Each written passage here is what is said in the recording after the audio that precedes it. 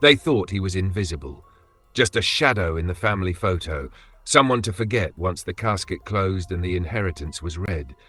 But what they didn't realize was that shadows see everything. And this shadow? He had receipts, proof that legacies can't be stolen, no matter how carefully lies are typed on crisp white paper. It all began on a warm afternoon when Darius stood outside the law office, the edges of the funeral program curling between his fingers. He wasn't there to fight. He came to honor the woman who gave him the only sense of home he'd ever known. But as he stepped inside, dressed in black and wearing a quiet kind of grief, he didn't yet know that betrayal was waiting just past the mahogany doors. When the will was read aloud, Darius's name wasn't mentioned. Not once. The estate, the house, the accounts, all split neatly between his two adoptive siblings, Claire and Jackson.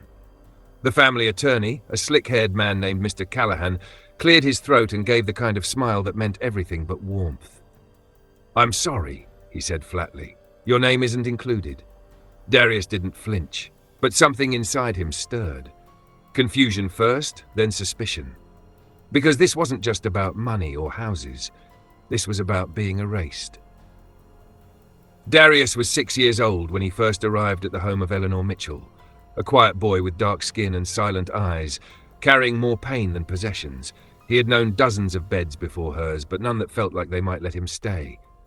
Eleanor hadn't been like the others. She didn't offer false cheer or suffocating affection. She knelt in front of him, eye to eye, and said, "You're safe now, Darius. You belong here." And for the first time, he let himself believe someone.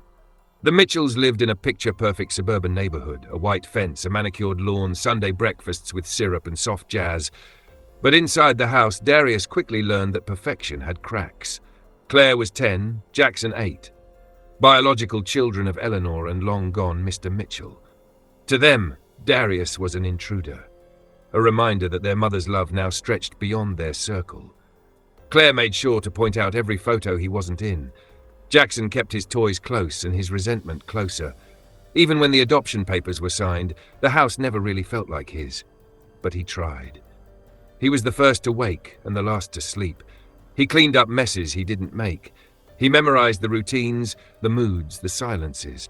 And when the silence got too heavy, he retreated into books, into chores, into anything that made him feel useful. Because deep down, Darius hoped that if he gave enough, tried hard enough, maybe they'd finally see him not as a charity case, but as a brother. Eleanor always saw him. She left extra dessert in his lunchbox.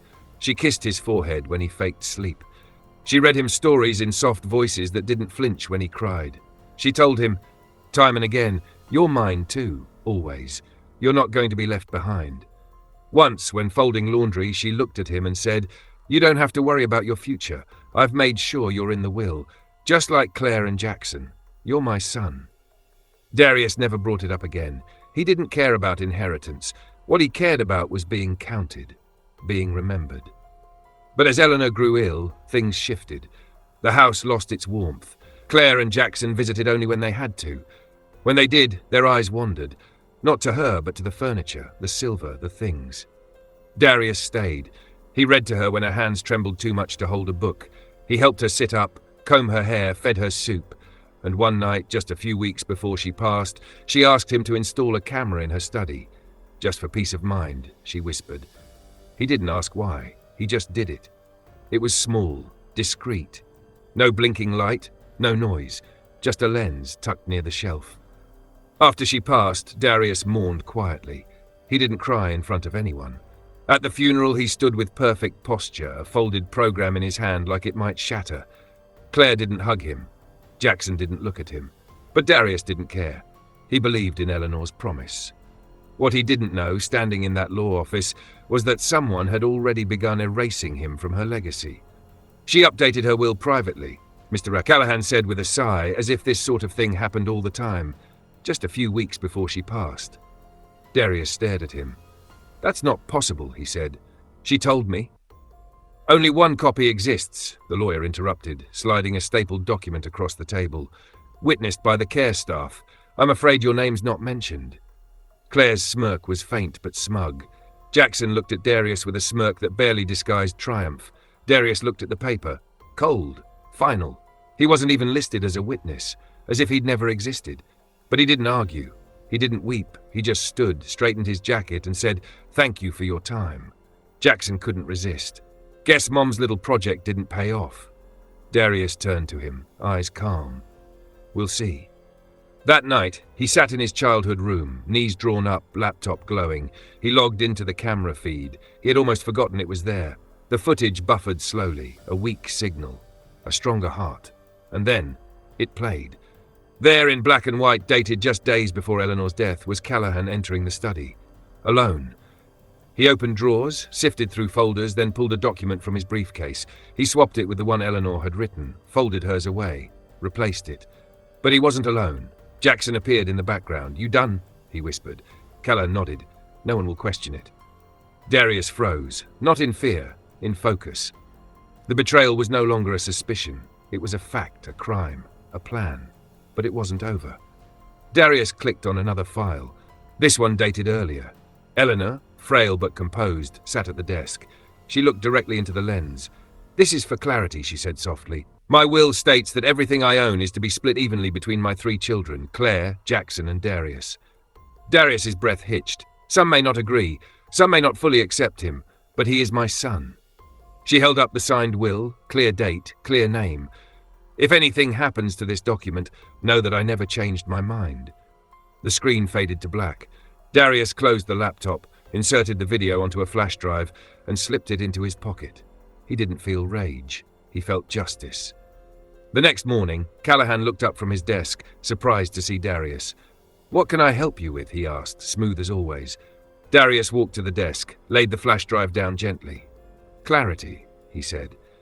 Callahan reached for it, but Darius stopped him. "Before you watch it, I suggest you think very carefully about the last time you were in my mother's study." Callahan's hand paused mid-air. His expression flickered. Darius leaned in. "She asked me to install a camera, for peace of mind, and turns out she had good reason." Callahan swallowed hard. "I suggest you correct the will immediately, or I'll send this to the bar, the police, and every local news station with an appetite for corruption." Callahan looked pale, broken. He nodded once, mechanically. Darius didn't wait for apologies. He turned and walked out. The new will was reinstated. But Darius wasn't done. 1 week later, the family gathered again in the same sterile office. Claire sat scrolling through her phone. Jackson leaned back, confident. Callahan sat at the head, silent and cold. Darius stood at the far end, flash drive in hand. "I have something to show you," he said. Claire rolled her eyes. Callahan protested weakly. Darius plugged in the drive. The screen lit up. Eleanor's voice filled the room. "Everything I own goes to my 3 children, Claire, Jackson, and Darius." Claire dropped her phone. Jackson sat forward, stunned, and then the second clip. Callahan replacing the will. Jackson watching. Silence fell. A heavy, undeniable silence. Darius turned to Callahan. "You tried to erase me, but the truth doesn't disappear." 2 officers entered the room, called by a paralegal once the footage began. "Mr. Callahan?" one asked.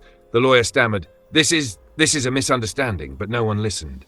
He was led away in cuffs. The will declared tampered. Criminal charges filed. Jackson said nothing. Claire stared at the floor. Darius took the flash drive, pocketed it, and turned toward the door. "I didn't come for your apology," he said without looking back. "I came for justice." And with that, he left. Not just the room, not just the family that never wanted him, but the shadow they kept him in.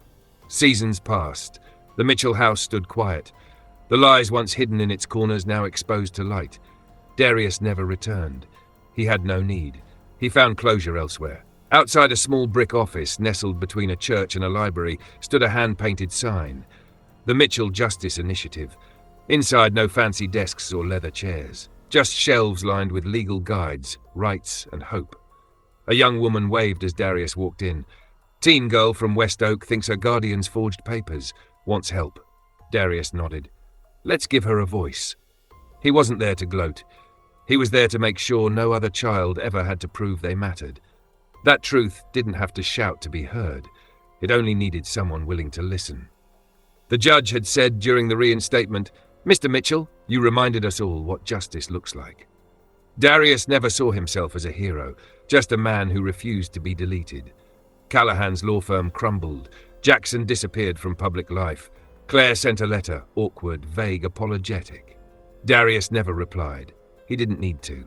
Eleanor had already said everything that mattered. Now her legacy lived on in every file he read, every hand he held steady, every scared soul who walked through his doors. One afternoon, as the sun dipped behind the brick buildings, a boy passed by holding his father's hand. He stopped, read the sign aloud.